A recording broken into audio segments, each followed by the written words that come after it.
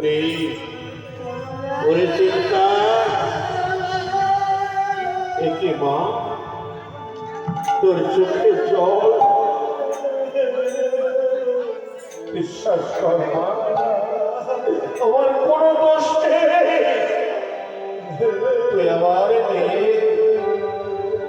যে কথা বলেছি তোর প্রাণে বড় আঘাত লেগেছে মা কিন্তু বিশ্বাস কর মা এই কথা আমি বলতে চাইনি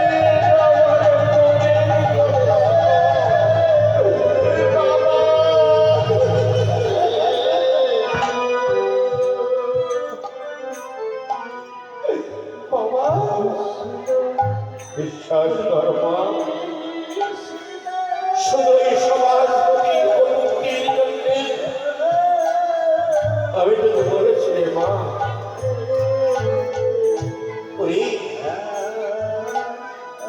ফুলের মতো যদি পবিত্র মা আমি বুঝি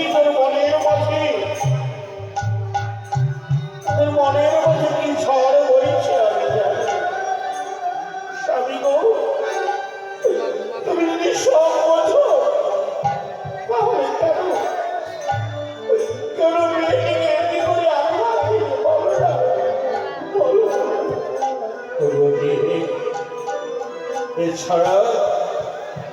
এছাড়া যে আমার কোনো পথ ছিল না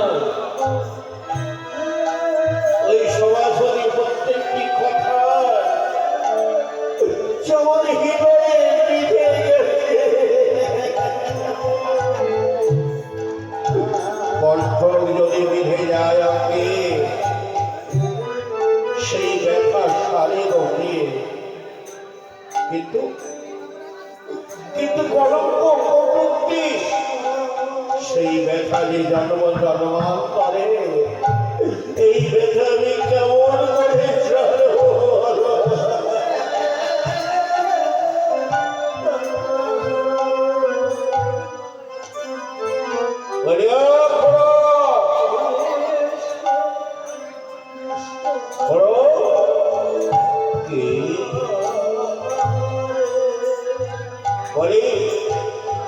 তুমি কি দেশে থাকবে না দেশ থেকে চলে যাবে কেন সমাজপতি কেন বলি তোমায় বলে গেলাম এই বেল্ল ছড়া ওই ছোকরা যেন দরবার বাড়িতে রাজ প্রবেশ করে সেটা এখনো চুপি আসে বলি তার রসেই বুঝি তোমাদের রস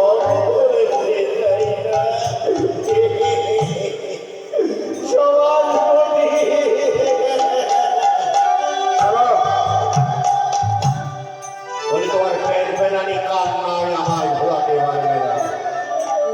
এই দেখো পাচক তোমাদের আজকে পাচকের আঘাতে তোমাদের সবাইকে পিটিয়ে এই গ্রাম থেকে ফিরে দেবো তাও সহ্য করো এবার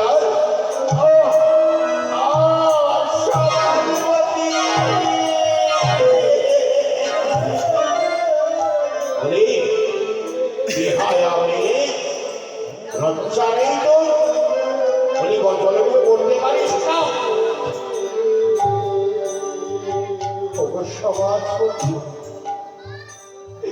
কেমন অন্যায় করেছে আমি চলে ঢুকে আমায় করতে হবে অন্যায় নয় বলে একটি যুবতী নারী একটি পরপুরুষের সঙ্গে ধরাল হলি করা বলে এটি অন্যায় নয় বলি সবাই মিলে এই ব্রাহ্মণ সমাজ কোনদিন মানবে না যাও যাও বলছি এই বাড়ি থেকে তোমরা সবাই বের হয়ে যাও যাবে না তাই না এই পাঁচদিন ভাগ কেনে যাবে বলে কোনো ইচ্ছা কি যাও না যাও যাও যাও বেরিয়ে যাও এই গ্রাম থেকে বেরিয়ে যাও যাও